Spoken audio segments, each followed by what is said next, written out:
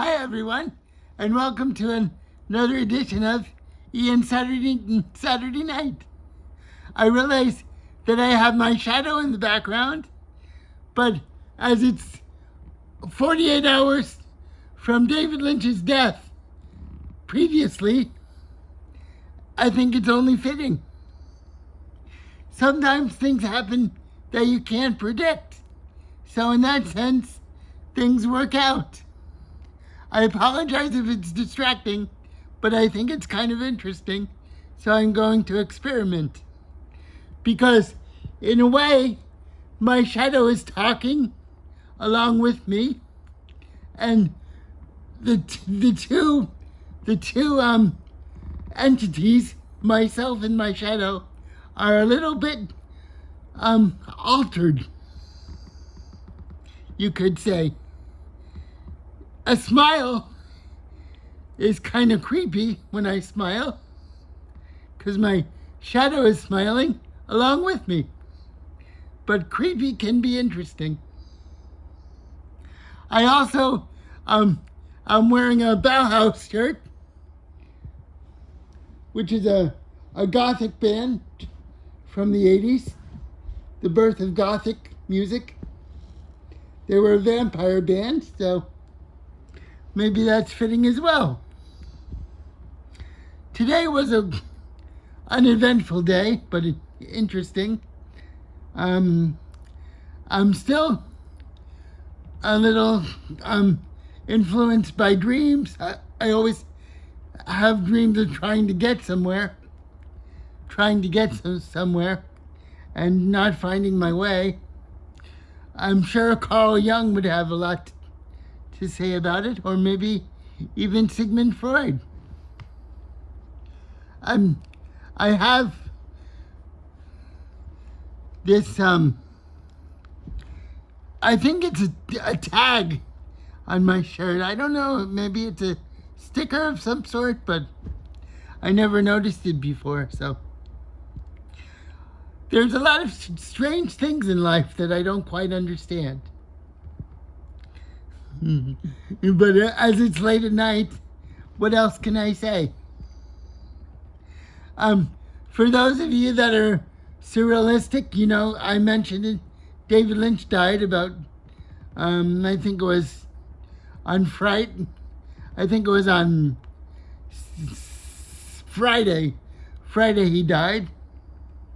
Or, you know, I don't mean to say died with a capital D, because his energy is somewhere in the cosmos as an electrical energy force.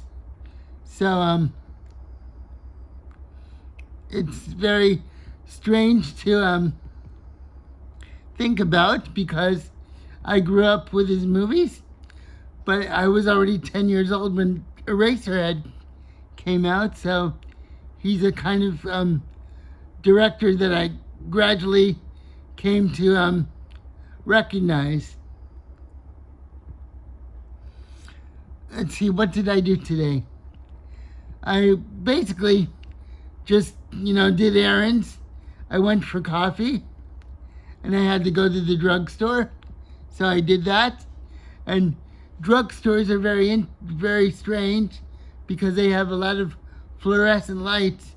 So fluorescent lights kind of bleach you out and make you feel like you're in an aquarium all the time. So in that sense, they might take away a little bit of your spirit, because they make everything seem like a hospital, and that's kind of weird. So I wanted to mention, I let my aide and assistant got me laughing, and I realized that when you laugh so hard, it's like an out-of-body experience. Your body hurts. It's fun to laugh, but it actually brings pain. Your body hurts, and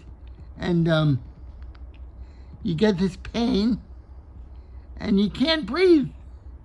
So it's kind of like being in a drug state without being on drugs. So that's interesting. Very interesting. I have a sense of, a very existential sense lately.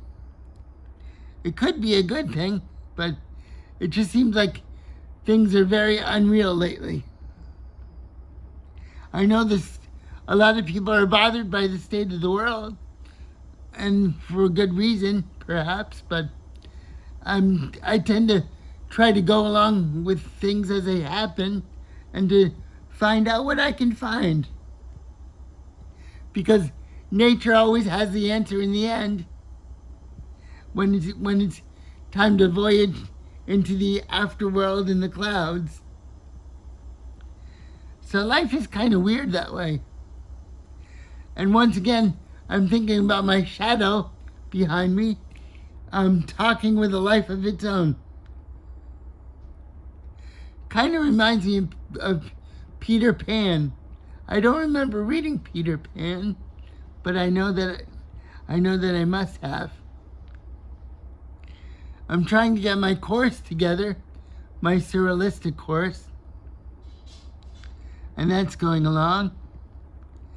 And I'm concerned a lot with voluptuous sensual things like ice cream and whipped cream and things that give richness to my life for whatever reason in the sensory Epicurean world. So in that sense, I'm always a voluptuary. I think that's important. I really do.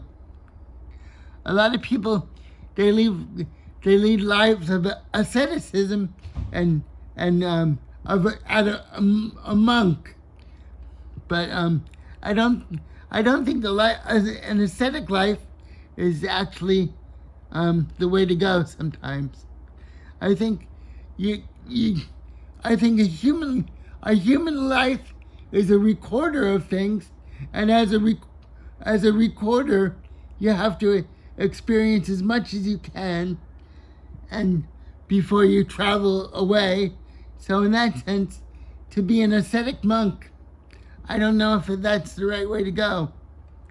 Of course, people will push back on this, and that's okay. That's okay if they push back. I've been thinking about taking this opportunity, maybe in the other chapters, to read some of my work, but I don't want to seem narcissistic. I might read one of my short stories. My short stories are very dark, so I'm not sure if you would like them, but they do have a surrealistic point of view.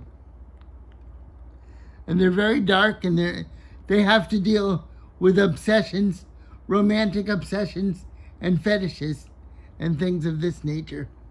But I enjoyed writing them because I released something of myself in them.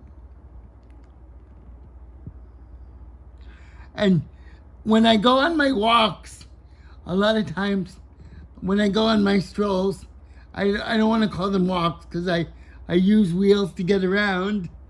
But when I get on my walks, my strolls, in other words, I go down the sidewalk, and people, tourists that go by, they reach for their wallet, and they put money in my cup holder. I used to feel really depressed when this happened, but then I realized it's about them, and it's not about me. And it's the way they see me as somebody that needs help. And this is an issue that happens a lot, I'm sure, for people that use wheelchairs. People that walk, people that are ambulatory, think that we need help, and this is not necessarily the case. We don't need help. we're often just fine on our own. I just find this funny. I mean, it's comes from a good place.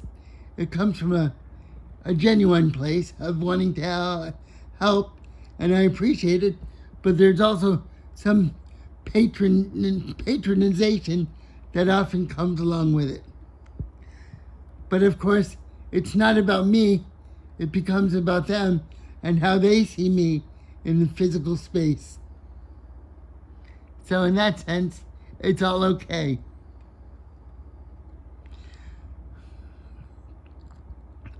David Lynch, he experienced a lot in his life. He made a profound effect on pop culture and surrealism.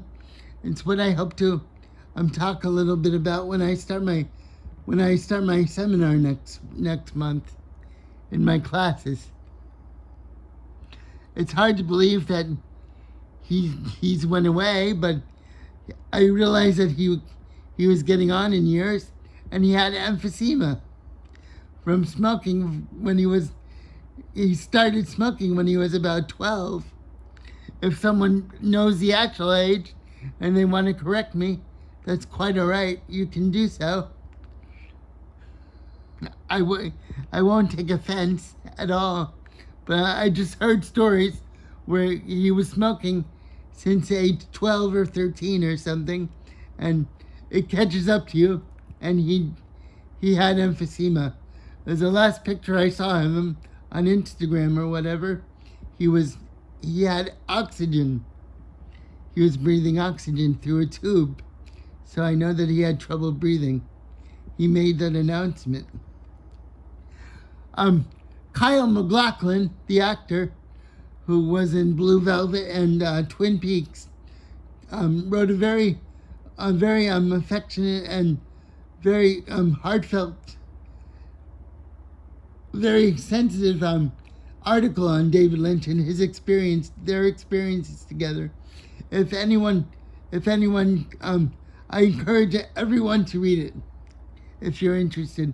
It's a wonderful essay full of feeling and heartfelt words for a surrealist director.